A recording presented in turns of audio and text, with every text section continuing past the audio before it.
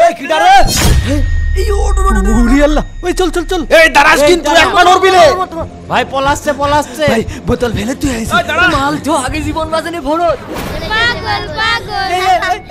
এই ছেলে ভাই বাবারে পালা পালা। হাজিল ছেলে ফেলে। এই কারা ওখানে? শোন, সামনে শুক্রবারে ঢাকাতে এক পার্টি আসবে, এই পুরো বাগান বিক্রি করবো, তুই তো জানিসই। কিন্তু সমস্যা হইল এই আগান বাগানে কিছু বাজে ছেলে পেলে এসব গাছের নিচে বসে বাজে কাজ করছে। এই এনে তো জিনিস অনেক কষ্টে পাইছি। এবং যারা এখানে আসবে ওরা যদি শুনে জায়গার রেকর্ড খারাপ তাহলে কিন্তু আর কিনবে না, ঠিক আছে? হ্যাঁ, এইগুলো দেখতে হবে, এই জন্য তোর আমি নিয়ে আসলাম। হ্যাঁ, থ্যাংক ইউ। তুমি থ্যাংক ইউ বাদ দাও, আগে জিনিস বাই করো। ভাই এই যে রাস্তা পাশে এত সুন্দর বাগান বিক্রি করে দেবেন, রেখে দেন, 2 দিন পরে মেলা টাকা দাম হবেই না। ধুর, তুই ছোট মানুষ, তোর বুদ্ধিও কাঁচা, তুই বুঝবি না নে। আমার মাথায় কি প্ল্যান আছে সেটা একমাত্র আমি জানি, ঠিক আছে? চল।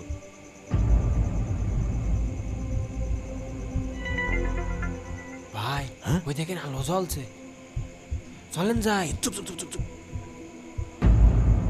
হয়তো কি ডাকিন বসে রয়েছে, আগা টুকটুক করে আগা। চল চল তাড়াতাড়ি চল। এই কিডা রে? এই ওঠ ওরে আল্লাহ, ওই চল চল চল। এই দাঁড়াস কিন্তু একবার নড়বি রে।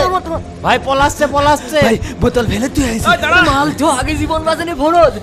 দাদা একবার ভাই ওই যে পাড়ায় মারি ফেলে দেব একদম। এই আল্লাহ জীবনে খাবো না, আল্লাহ এবার কোনো তো বাঁচাও না। এই আমি কিন্তু তোকে চেহারা দেখে ফেলেছি। তোকে আব্বার কাছে যদি আমি না কইছি তাহলে আমার নাম মতিয়ার না, আমার নাম মতিয়ার না। চল চলে ছেলে বলি। এই দিক যা, কোন যাচ্ছিস?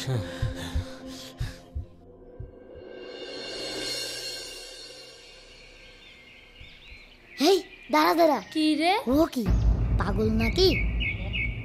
হ্যাঁ তাই তো। এই এই ঢিল নে। হ্যাঁ হ্যাঁ নে নে। এই না পাগল। এ পাগল। এই নিরিক করে মার। এই মার মার মার পাগল মার। ওরে বাবা রে, এই পাগল এসে কি ব্যাপার, এত হইচই কিসে? ভাই বাসন ভাই। আরে এখানে কি হলো? পাগল পাগল। এই না পাগল। পাগল পাগল। এই ছেলে ভাই বাবারে পালা পালা। হাজিল ছেলে পেলে। এই কারা ওখানে? এই উপরে আসো, উপরে আসো, এই উপরে আসো।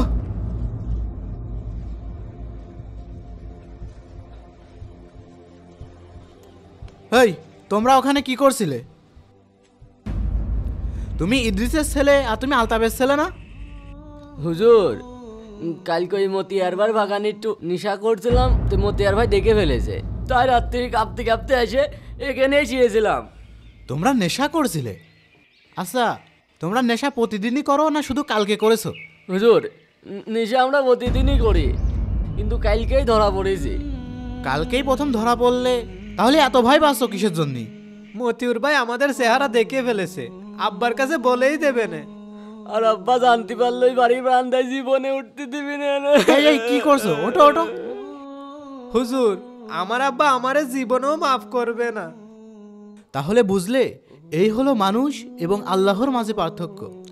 তোমরা একদিন নেশা করে ধরা পড়েছো, তাই এই কথা মানুষ তোমার বাবার কাছে বলে দেবে, কিন্তু আল্লাহ প্রত্যেকটা দিন প্রত্যেকটা মুহূর্ত তোমাদেরকে গোনা করতে দেখছেন, তাও মানুষের কাছে এগুলো প্রকাশ করছেন না। এই একদিন নেশা করে ধরা পড়েছো, তাই তোমাদের বাবা মা বাড়ির বারান্দায় উঠতে দিচ্ছেন না। আর আল্লাহ তাআলা তোমরা এত গোনা করা সত্ত্বেও ওই মসজিদের দরজা তোমাদের জন্য সব সময় খোলা রেখেছেন। একদিন নেশা করে ধরা পড়েছো, তাই তোমাদের বাবা মা তোমাদের ক্ষমা করবে না। আর সারা জীবন গোনা করছো, প্রত্যেক মুহূর্তে গোনা করছো, তবুও আল্লাহ তাআলার কাছে বারবার মাফ চাইবা, আল্লাহ তাআলা বারবার মাফ করে দেবেন। অনেক বেলা হয়ে গেল, যাও তোমরা বাড়িতে যাও, আমি তোমাদের বাবা মার সাথে কথা বলবো না। দুনিয়াতে মানুষ অপরাধ করার পরে শাস্তির ভয়তে পালিয়ে বেড়ায়, অথচ আল্লাহ তাআলা অপরাধীদেরকে খুঁজে বেড়ান তাদেরকে মাফ করার জন্য।